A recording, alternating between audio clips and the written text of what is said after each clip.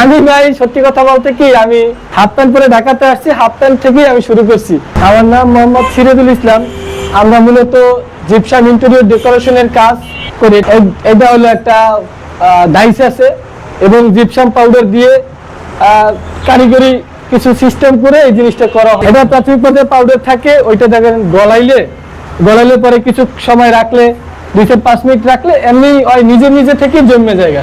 এর জন্যই সিনিয়র মিস্ত্রি ছাড়া এগুলা দেখা গেছে সম্ভব না। ফিনিশিং থাকে না, তো টুকটাক যেগুলো থাকে ভাই ওগুলো দেখা গেছে হাতে ঘষা বা একটু কাটিং করে ওগুলো সিস্টেম করে তারপরে টোটাল ফিনিশিংটা আনা হয়। পিছনে এটা জানলার গেট বলা হয়। এগুলা আমরা রানিং ফিট হিসেবে করি, ঠিক আছে। এগুলো রানিং ফিট দেখা গেছে 50 টাকা রানিং ফিট করি। তো যে সিলিংটা দেখতেছেন এগুলো স্কয়ার ফিট হিসেবে করা হয়। এগুলো 250 টাকা স্কয়ার ফিট করা যাবে। এটা হলো আপনার প্রাথমিক পর্যায়ে এটা শিপিং করা হয়, বাসুল্য দিয়ে শিপিং করিয়া ওইখানে পরিষ্কার করিয়া যথাযথ প্রক্রিয়া অনুসরণ করিয়া মালামাল দিয়ে এটারে সেট আপ করা হয়।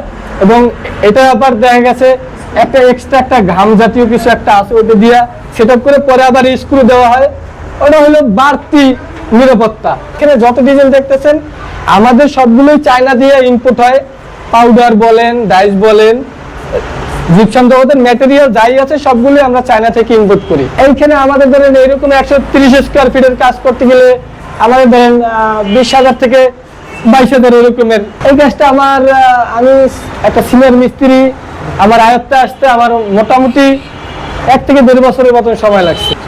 তারপর অনেক হাই প্রসেসের কাজ আছে, ওগুলো দেখা গেছে আয়ত্তে আনতে 2 বছর, 2.5 বছর, 3 বছরের সময় লেগে যায়।